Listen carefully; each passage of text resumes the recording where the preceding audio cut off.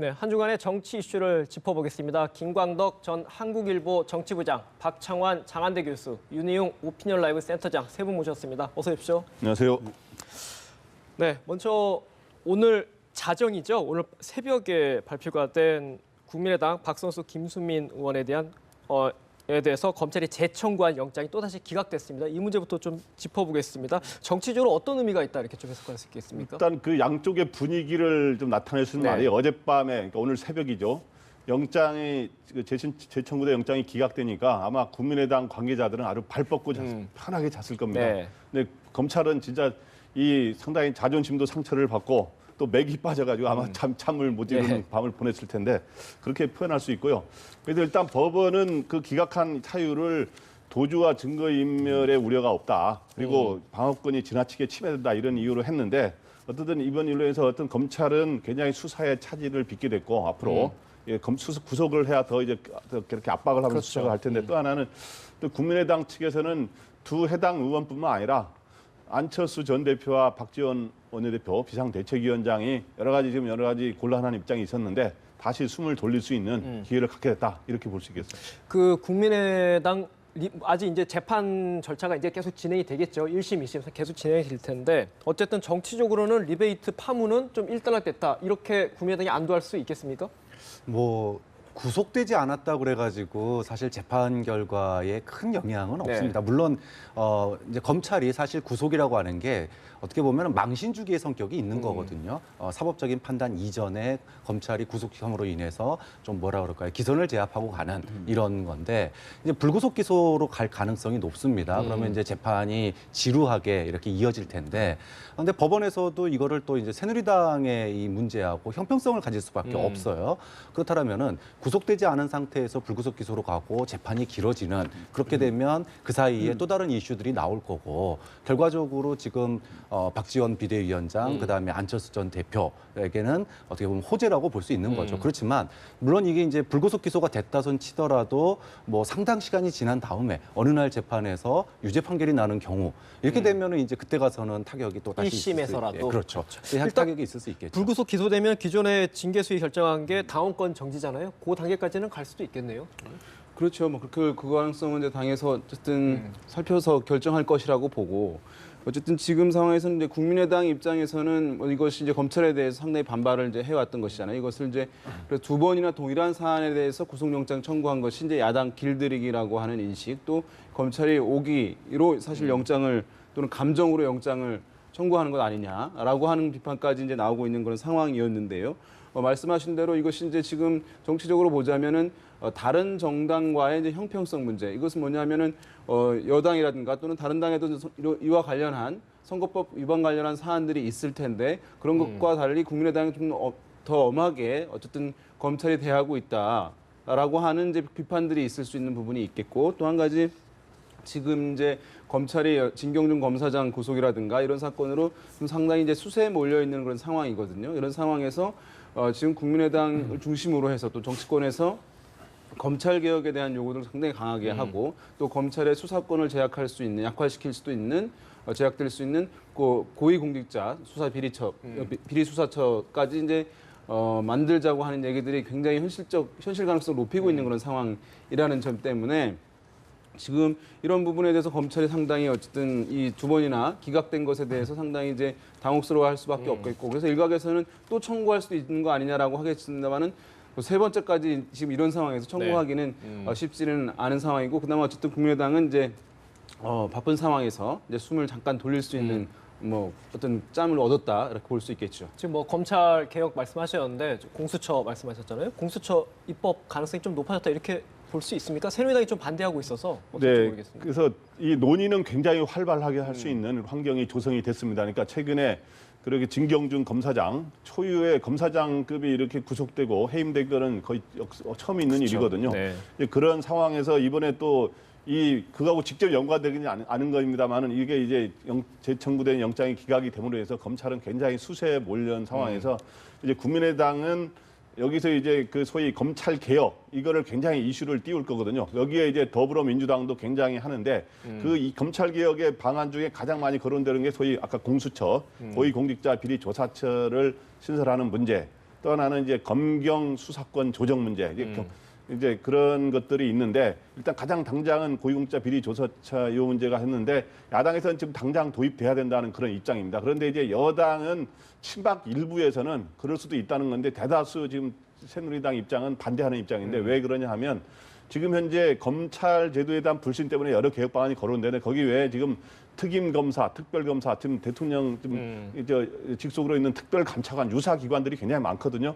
거기에다가 고위공직자 비리조사처인데 이거의 필요성은 검찰을 완전히 믿지 못하기 때문에 있습니다만은 옥상옥하고 또 중복되는 측면이 있거든요. 그러니까 외국에도 보면 검찰이 아닌 별도 기구의 수사권과 기소권이 동시에 주어지는 경우가 거의 사례가 아주 한두 군데 외에는 별로 없어요. 그래서 그런 측면 때문에 이제 그런 논거를 들어서 새누리당이 반대하고 있는데 이거 한 10여 년 이상 논란이 되었음에도 불구하고 안에서 논의는 충분히 되고 상당히 고조되겠습니다만은 당장 그 입법이 되느냐 하는 거는 좀 지켜봐야 될 것 같습니다.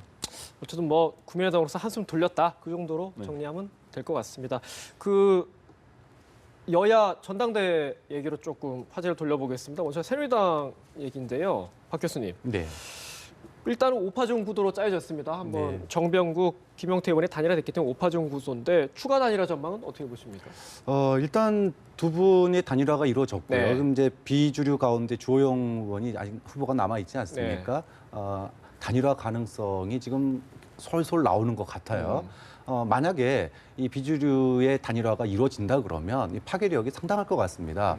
지금 이제 소위 친박 후보들 3명의 친박 후보가 있지만 지금 어떤 협조 관계라든지 또는 단일화 가능성이 지금으로서는 없는 상태거든요. 이렇게 된다 그러면 지금 상당히 이제 친박계가 더 어려운 상황으로 갈 수도 있다. 지금 이제 주호영 후보와 단일화가 이제 될지 안 될지는 사실 좀 지켜볼 측면이 있지만 일단 정병국 의원이 단일 후보로 비주류에서 기세를 잡았기 때문에 이제 앞으로 상당히 좀 선전하지 않겠느냐 뭐 이렇게 좀 전망을 할 수 있을 것 같습니다. 만약에 지금 이제 주호영 의원 추가 단일화 가능성을 얘기하셨는데 센터장님. 네. 추가적으로 정병국 의원하고 주호영 의원이 단일화된다면 어느 쪽에 좀 더 무게가 쏠릴 수 있다. 좀 조심스럽지만 전망이 가능할까요?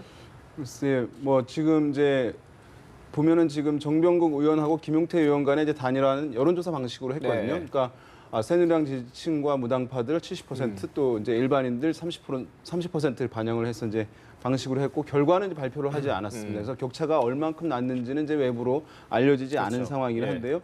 룰을 이제 어느 것에 따라서 하느냐에 따라서 사실은 이제 그 결과는 뭐 변수가 있는 것이라고 할 수 있습니다. 실제적으로 이제 대개 보면 협상에 있어서 절박한 쪽이 좀 더 양보를 하게 될 수밖에 없거든요. 잃을 게 많기 때문에. 그런 면에서 봤을 때 정병국 의원과 주영 굉장히 이제 기싸움이 있을 수밖에 없는 것이기 때문에 그 룰에 따라서 달라질 수 있는 것인데 어쨌든 그럼에도 불구하고 기본적으로 최종적으로 당선 가능성 더 높은 사람, 경쟁력이 높은 사람이 뽑히는 것을 보고 어쨌든 그쪽으로 가는 것이 이제 바람직한 것이기 때문에 이후에 이제 어쨌든 이 두 사람 같은 경우는 이미 이제 선거 기탁금을 1억씩을 낸 것이에요. 그러니까 김용태 의원하고 정병국 의원은 기탁금 내기 전에 예. 사실은 단일화에 합의했기 때문에 김용태 의원은 돈을 내지 않은 것이죠. 그렇죠. 근데 이미 냈기 때문에 선거 중반 정도까지는 각자 선거 운동을 해 나가면서 그때 본인의 경쟁력들이 어느 정도 됐는지 여부를 감안해서 아마 룰을 해서 단일화를 할 것으로 보이고 그때 이제 어쨌든 좀 더 비박계의 상징성을 가진 인물이 될 가능성이 있고 그렇게 되면은 어쨌든 정병국 의원이 김용태 의원을 꺾고 갔기 때문에 다소간 좀 어드밴티지가 있지 않을까 싶기는 한데 어쨌든 주영 의원이 이제 영남 지역 출신이기 때문에 영남에 이제 보면은 새누리당 의원들 같은 경우에 지금 그 당원들이 한 35만 명 선거인단이 예. 35만 명인데 영남 지역의 선거인단이 뭐 이 중에 45%나 차지하거든요. 그런 부분들이 과연 이제 비박계에 얼마만큼 이제 힘을 실어줄 것이냐. 이거 여부에 따라서 이제 달려 있을 거기 때문에 그 주영 의원과 정병국 의원 간의 단일화 여부 결과는 뭐 지금 예단하기는 쉽지는 않은 부분이 있죠. 기탁금 어차피 냈기 때문에 급할 건 없다. 네, 다음 그렇죠. 주 정도까지 중반까지는 가야 가겠죠. 되겠네요. 네. 예. 그 친박침 주로 이제 비박계 단일화 얘기를 많이 하는데 뭐 그렇게 되면 관심이 친박계일 겁니다. 아직까지 이주영 의원하고 그쪽은 이정현, 일단은 뭐 한성규 이제는 다 의원. 이제 완주하겠다 이거잖아요. 예. 현재로서는 그러니까 친박과 비박이 이번 이 대표 경선에서 전략이 달라요. 그거를 이제 보철할 필요가 있는데 일단 그 비박은 순차적 단일화라고 하는 일종의 전략을 갖고 있는 거예요. 이번에 저희 정병국 김용태 의원에서 이제 정병국으로 단일화되지 않았습니까? 네. 그 다음에 이제 주호영 정병국 의원이 누가 단일화되느냐 하는 남았는데 1억 원을 이미 낸 상황이기 때문에 단일화가 빨리 되지는 않을 겁니다. 이게 그냥 돈이 없이 했을 때 쉽게 물러날 수 있지만 그래서 시간이 굉장히 걸릴 거고 그리고 실제 성사 여부도 지켜봐야 되는데 그렇게 되면 이 비박은 바로 김무성 대표가 얘기하지 않았습니까? 비주류 중에 1등 하는 사람을 내가 지원해 주겠다. 그렇기 때문에 결국엔 단일화를 해서 1등 하는 사람 밀어주겠다 이런 게 되는데 그런 식으로 하면 이제 굉장히 비박의 그 소위 당권을 장악할 가능성이 높아지는데 이거에 맞서서 친박은 어떤 전략이냐 하면 도토리 키재기 지금 경쟁이 붙어지고 있잖아요. 도토리 키재기 경쟁을 그대로 유지시켜서 가다가 막판에 자기네들 좀 우호적이고 친박에 협조할 수 있는 사람에게 약간 표를 슬그머니 얹혀주면은 자기네가 이제 당권을 잡을 수가 있거든요. 그런 전략을 제가 보기에 친박은 구사하고 있다고 봅니다. 그래서 지금부터 누구를 민다 그러면 바로 역풍이 불고 수정이 그러기 때문에 지금은 어디 특정 후보를 밀지 않고 이렇게 지켜보는 단계로 볼 수 있는데 그러나 비박이 결국에 막판에 가서 단일화를 할 경우에는 친박도 단일화를 하자라고 하면서 추진할 가능성이 꽤 있다고 봅니다. 네. 이게 전당대회가 8월 9일이니까 다다음 주 화요일인가요? 그쯤이잖아요. 그러니까 한 일주일 정도는 조금 더 두고 봐야지 이제 최종 대집회 짜인다 이렇게 볼 수 있겠네요. 그 교수님, 주로 이제 개파 수장이라고 좌장이라고 할 수 있죠. 뭐 서청원 의원이나 뭐 최경환 의원, 김무성 의원 다 일단 자맹 중이에요. 이분들이 네. 어떤 역할이 가능하겠습니까? 일단 뭐 서청원 의원 같은 경우에는 강원도로 휴가를 갔다고 네. 그러죠. 그리고 이제 경선 전날 돌아온다 그럽니다. 김무성 전 대표 같은 경우에는 전국 민생 투어를 하고 이제 있죠. 그렇죠. 그다음에 최경환 의원은 이제 유럽으로 출장을 갔습니다. 근데 이분들이 마치 이제 당 주변 전당대회를 다 떠난 것처럼 보이는데, 근데 실상 내용을 보면은 그렇지도 않은 것 같아요. 그러니까 서청원 의원 같은 경우에는 지난 목요일이죠. 만찬 회동 있지 않았습니까? 네. 되게 많은 사람들이 지켜봤는데 결국에서 그날 누구를 지지한다 이런 얘기는 없었어요. 근데 지금 기사 나오는 거 보면 흐름을 보면 그날 저녁에 이주영 후보와 뭐 심화 회동을 했다 이런 얘기도 나오고 있고 또 중앙위의 분과위원장들이 이주영 후보에 대해서 지지 선언을 냈어요. 이런 걸 보면 이거 뒤에서 뭔가 그날 뭔 얘기가 있었던 거 아니냐 만찬회동에서 그래서 본인은 휴가를 갔지만 마음은 전당대회에 있는 거 아니냐 이런 내용일 수도 있고요. 김무성 대표도 마찬가지입니다. 지금 전국 민생 투어가 대선을 위한 어떤 행보이긴 하지만 사실 다른 분들은 더 이상 뉴스 메이커가 될 수가 없어요. 휴가를 가버렸고 유럽으로 갔으니까. 그런데 김무성 전 대표 같은 경우에는 민생 투어를 하면서 한마디 툭툭 던지면 이게 사실 비주류 이 두 명의 후보들에게는 뉴스메이커 역할을 할 수 있는 겁니다. 그래서 몸은 전당대회를 떠나 있지만 친박계도 그렇고 비박도 그렇고 전당대회에 미치는 영향력은 여전히 좀 있다. 이렇게 제가 한마디만 보태면요. 그러니까 지금 멀리 떠나 있는 것 같이 보이지만 이게 떠나 있는 거지만 사실은 경선에 굉장히 뒤에서 보이지 않는 손, 보이는 손으로 작용을 하고 있다고 이게 전략입니다. 그러니까 친박 입장에서 떨어져 있는 것에 전혀 관여하는 모양새를 치지 않다가 막판에 도토리 키재기 싸움에서 누구를 은근슬쩍 밀어주는 이런 전략을 필 거로 보이고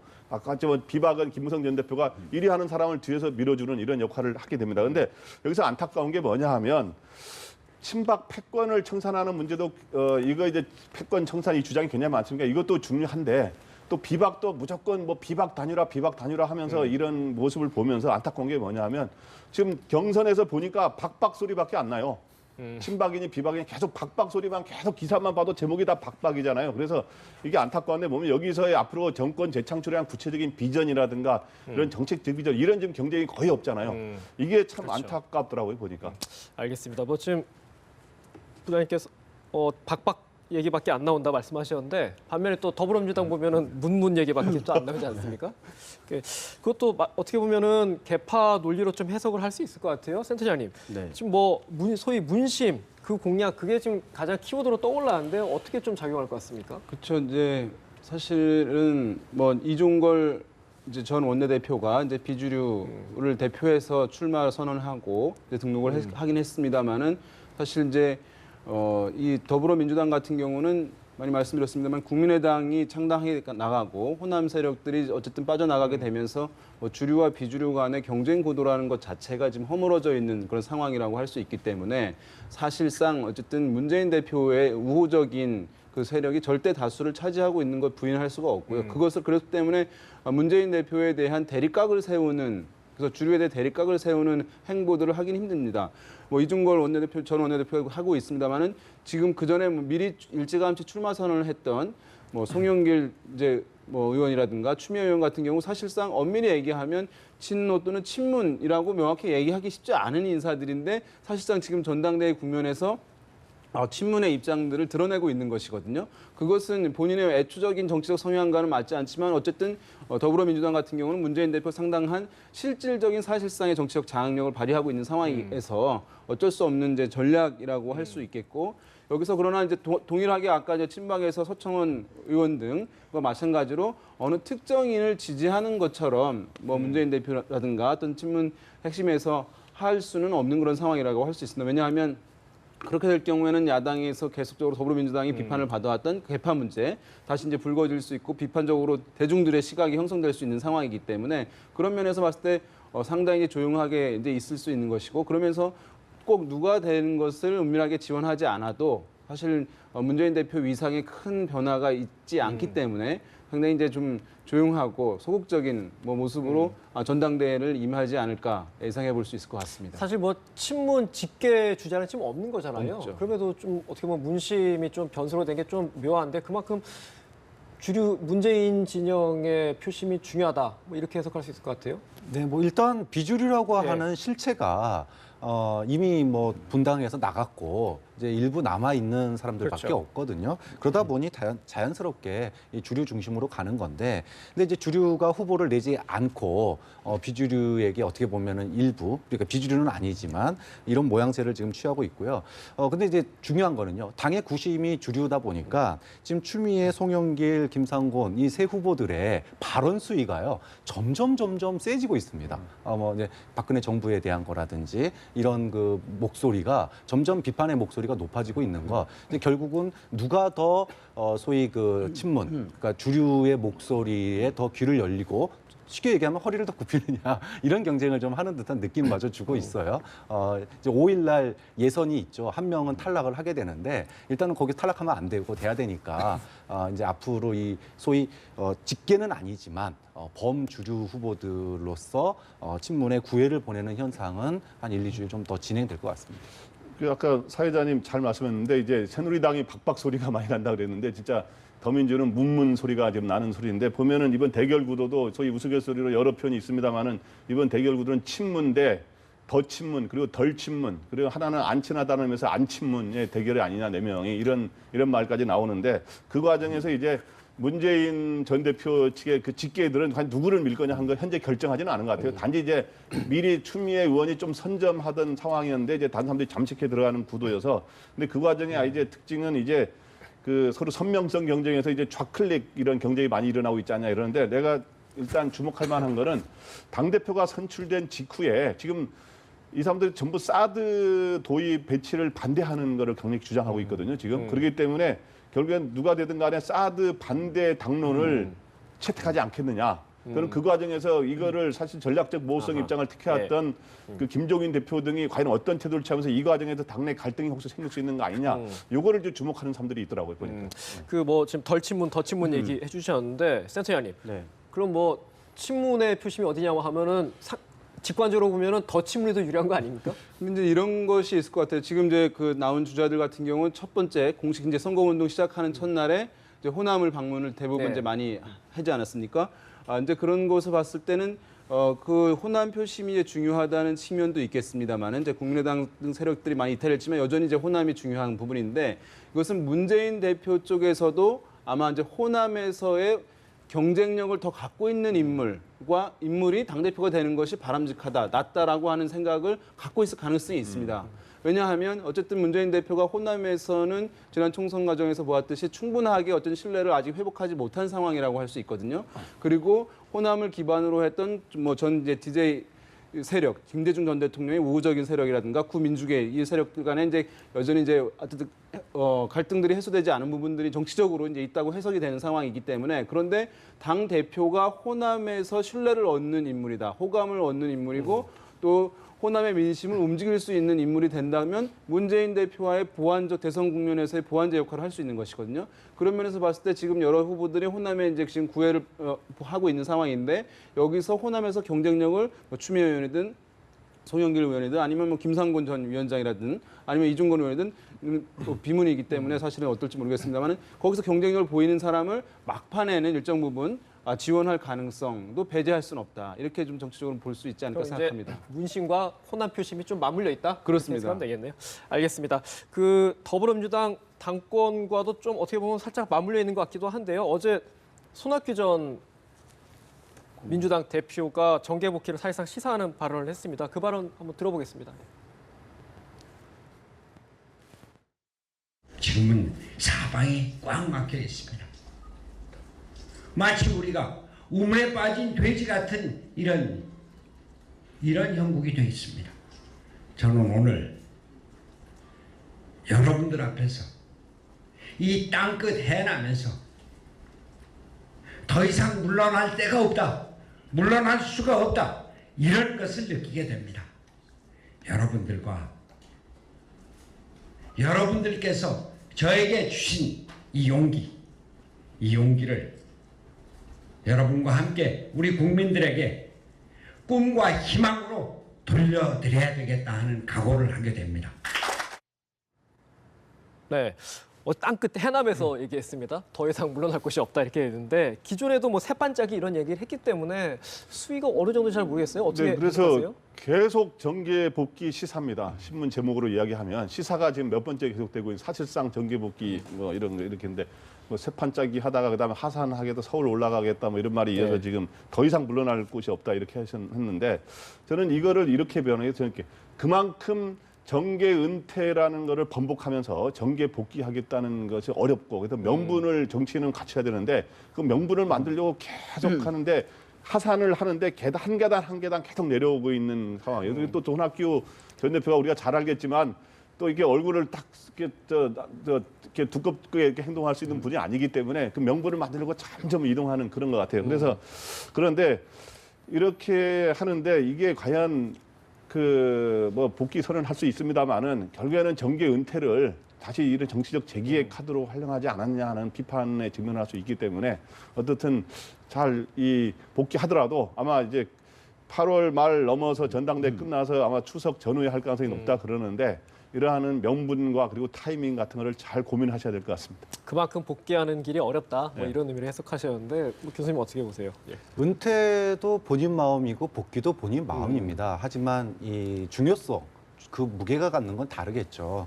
지금 사실 뭐라 그럴까요? 시기, 그다음에 누구랑이라고 하는 측면에서 보면 일단은 쉽지가 않습니다. 지금 어저께 이 멘트가 더 이상 물러날 때라고 없다라는 멘트가 개인 팬클럽에서 나온 얘기거든요. 그러니까 사실 국민들에게 이 얘기가 크게 와닿지는 않아요. 그러니까 손학규 전 대표를 지지하는 팬클럽 입장에서 보면 더 이상 물러날 데 없고 이제는 나가야 됩니다라고 얘기하는 거에 대한 화답으로서는 들릴 수 있겠지만 지금 정치권을 바라보고 있는 또는 야권을 지지하고 있는 사람들에게 보면은 정권 교체가 제일 큰 화두 아니겠습니까? 그렇죠. 그럼 본인이 나가야지 정권 교체에 도움이 된다라고 하는 어떤 멘트가 분명하게 있고 그런 상황이 돼야 되는데 지금 더 민주의 상황은 이미 뭐 안정적인 구도로 가고 있다. 심지어 당대표 누가 돼도 크게 소위 당 주류가 흔들리지 않는 상황이란 말이죠.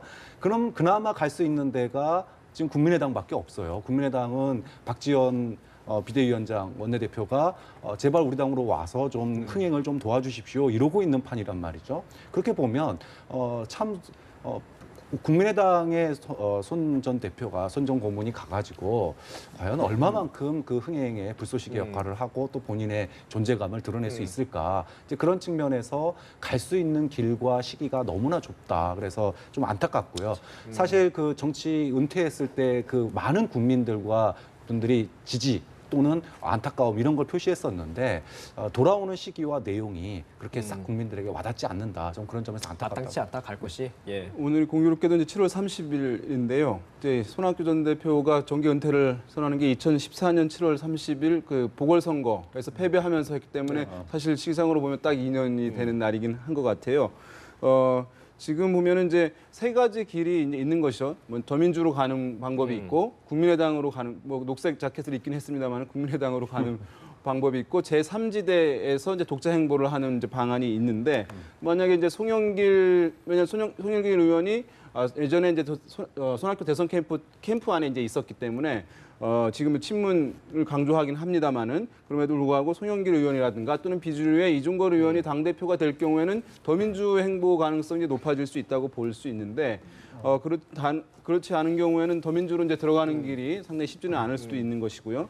그런데 어쨌든 이 세 가지 선택 중에서 어쨌든 일단은 제3지대를 선택할 가능성을 이제 배제할 수는 없고요. 지금 보면은 손학규 전 대표가 저녁에 있는 삶이라고 하는 책도 이제 있는데 이번에 보니까 한국사회 대전환이라고 하는 이제 책이 네. 8, 9월에 나온다고 하거든요. 아마도 이제 이 책의 출간 기념회를 하면서 메시지를 던지면서 정계에 복귀하는 그런 모양새로 갈 가능성이 좀 높지 않을까라는 생각이 들고 그 책을 통해서 한국사회 메시지를 던지면서 일단은 어떤 제3지대에서 본인의 어떤 독자 행보를 좀 강화하는 들 보면서 어쨌든 이후 행보를 선택하는 그런 모양새로 가지 않을까 일단 예상해 볼 수 있을 것 같습니다. 네, 알겠습니다. 그 마지막으로 다음 주에 박근혜 대통령이 전국에서 휴가에서 복귀하는데 그동안 뭐 우병우 수석 논란이나 비롯해서 어떻게 보면 숙제가 좀 많은 것 같습니다. 어떤 해법을 내놓을 걸로 예상하십니까? 일단 가장 큰 당장 저 발등에 떨어진 불이 이제 우병우 수석의 거취 문제인데요. 그래서 그거에 대해서는 박근혜 대통령은 당초 아마 생각은 그 여러 가지 조사 결과를 지켜본데 이런 특별 감찰관이라든가 이런 걸 지켜보면서 네. 박근혜 대통령이 이제 원칙이나 뭐 이런 걸 강조하는 분 아닙니까? 그러니까 이제 그렇죠. 그걸 지켜보고 어느 정도 법적인 이러한 것들이 규명된 뒤에 진퇴 여부를 결정하겠다 이런 생각을 처음에는 했을지 모르는데 제가 보기에 그렇게 시간을 끌 사항이 아닌 것 같아요. 왜냐하면은 지금 우병우 이 수석 문제는 처음에 이 부동산의 뭐 넥슨과의 거래에서 무슨 법적인 책임이 있느냐 없느냐 진경준 검사장이 다리를 놨느냐 하는 이런 문제의 사실 여부를 떠나서 여러 가지 이미 정무적 도덕적 책임에 대한 이런 것들이 너무 많이 나왔어요 사실은. 그렇기 때문에 또 이런 상황에서 지금 개각을 할 경우에 그거를 검증해야 될 책임을 맡고 있는 민정수석이고 또 임기 말에 여러 가지 치는 척이나 측근비를 감독 관리해야 될 사람이 민정수석이잖아요. 그렇게 이런 식으로 상처난 상황에서는 끌고 갈 수가 없어요. 그래서 이 문제를 조속히 매듭 짓는 게 필요한 거고 그 매듭의 방법은 우병우 수석이 바로 스스로 자진 사퇴하는 게 순조로운 방법이 그렇게 해서 이 민정 라인을 교체하고 또 민정수석의 역할을 단순히 이런 사정기관이라든가 공직기관을 감시하는 것뿐만 아니라 여러 가지 민심을 대통령이 제대로 보고하는 옛날에 민정수석이 그런 역할도 했었거든요. 그렇게 하는 그런 변화, 민정수석의 역할 변화도 필요하고 그 이어서 8.15의 과정에서 사면 문제를 어떻게 하느냐, 그다음 개각을 어떻게 하느냐를 순차적으로 풀어가면 될 것 같습니다. 네, 알겠습니다. 오늘 대담 여기까지 나누도록 하겠습니다. 지금까지 김광덕 한국일보 전 정치부장, 박창한 장한대 교수, 윤희용 오피니언 라이브 센터장 세 분 말씀 들었습니다. 말씀 고맙습니다.